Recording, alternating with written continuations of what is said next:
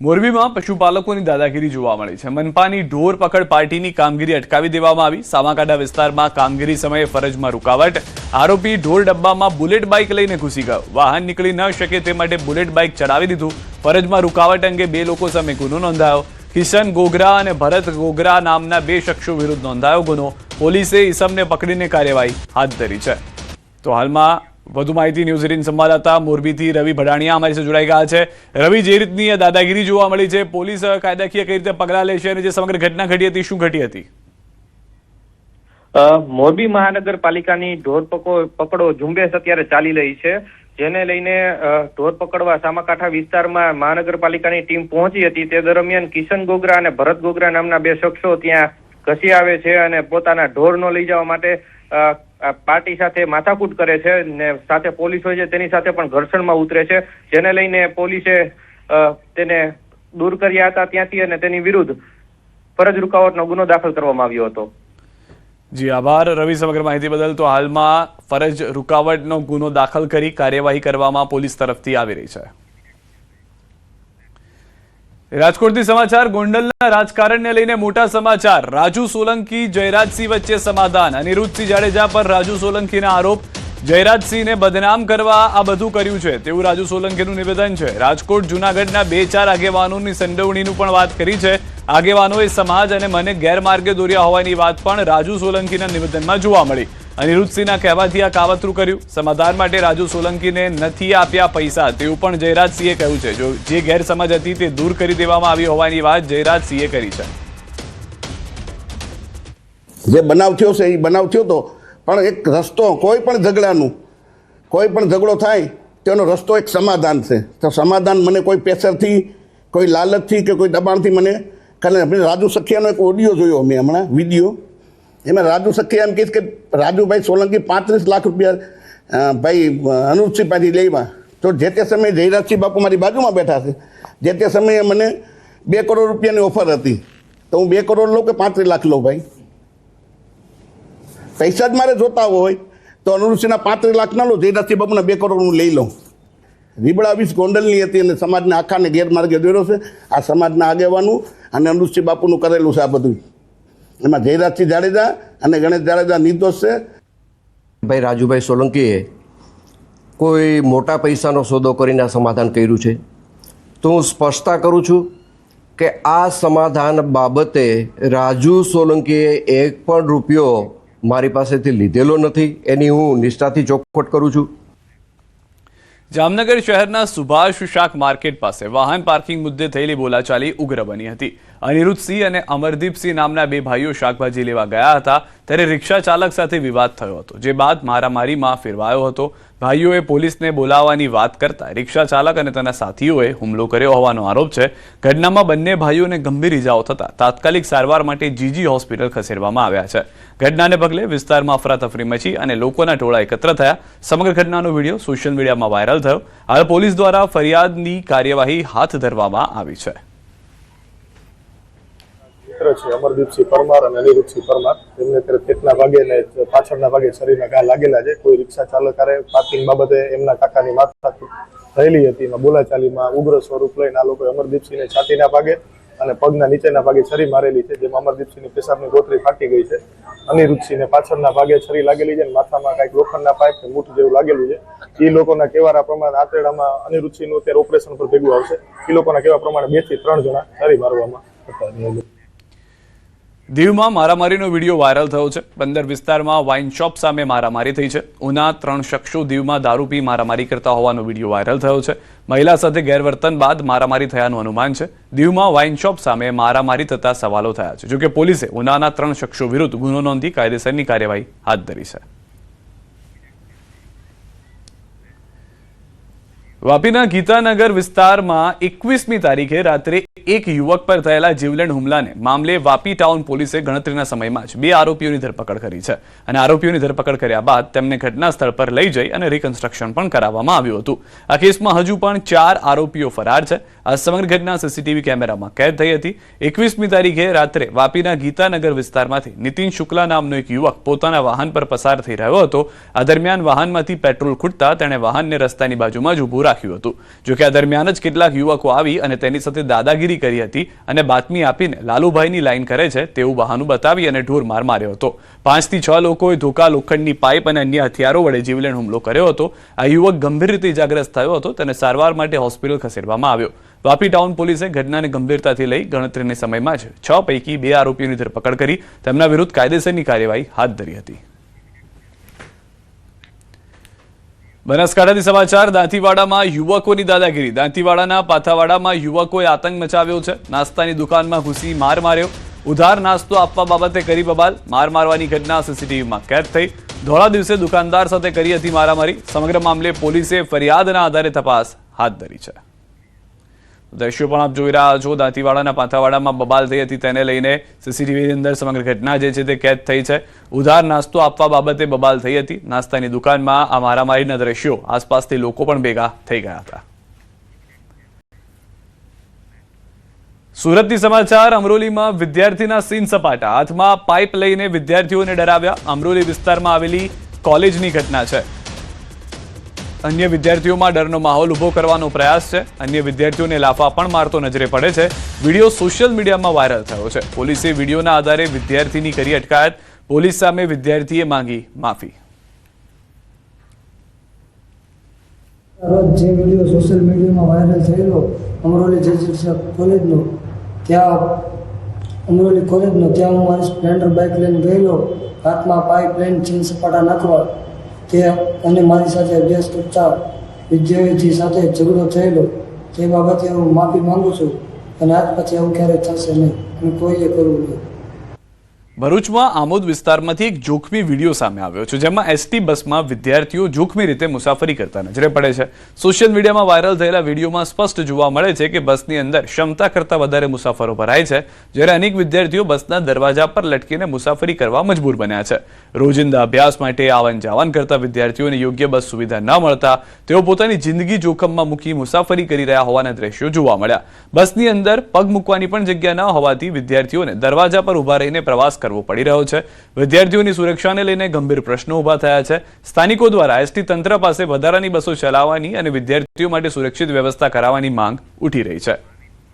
વધુ માહિતી ન્યૂઝ 18 સંવાદદાતા ભાવિન પાસેથી મેળવીશું. ભાવિન, જે રીતના દ્રશ્યો જોવા મળી રહ્યા છે ખૂબ જ ચોંકાવનારા છે, જીવને જોખમમાં મૂકવામાં આવી રહ્યા છે, શું હાલમાં કાર્યવાહી કરવામાં આવી રહી છે સમગ્ર ઘટનાને લઈને? જી, આજ રોજ સવારના રોજ ભરૂચના આમોદ ખાતેથી આવતા વિદ્યાર્થીઓને બસમાં લટકીને જવાનો વારો આવ્યો હતો. જે આમોદમાં જે વિદ્યાર્થીઓ જે શૈક્ષણિક સ્થાને જાય છે ત્યાં ટાઈમસર પહોંચવા માટે વિદ્યાર્થીઓને આવી જોખમી સવારી કરતા હોવાનો વિડીયો નજરે પડ્યો હતો અને અન્ય જગ્યાએથી પણ મુસાફરો બસમાં હોય છે. વિદ્યાર્થીઓને બસમાં જગ્યા ન મળતી હોવાથી ત્યારે આ બસમાં સુવિધાઓમાં વધારો થાય એ જરૂરી બને છે. એસટી તંત્ર તરફથી પણ વધારે બસ સેવા પૂરી પાડી વિદ્યાર્થીઓ નહીં તેમજ મુસાફરોને પણ સલામત સ્થળે ઉતારવા એ જરૂરી બની રહે છે. જી, આભાર સમગ્ર માહિતી બદલ. તો હાલમાં જે રીતના દ્રશ્યો છે તે ખૂબ જ ચોંકાવનારા છે. જલ્દીમાં જલ્દી આ પરિસ્થિતિનું નિરાકરણ આવે તેવી માંગ ઉઠી છે. મહેસાણાના કડીમાં ચોંકાવનારી ઘટના બની. પિતાને મદદ કરતો પુત્ર ટ્રકમાં દબાયો હતો. પિતાની ભૂલથી દીકરાનું મોત થયું હતું. દિવાલ અને સ્ટેન્ડ વચ્ચે દબાઈ જતા યુવકનું મોત થયું. કડીના ઇન્દ્રાડમાં બની હતી કરુણાંતિકા. પિતા ટ્રક રિવર્સ લઈ રહ્યા હતા ત્યારે દીકરો સાઈડ બતાવતો હતો. નંદાસન પોલીસે પિતા દેવરામ ચૌધરી સામે ગુનો નોંધી તપાસ હાથ ધરી છે.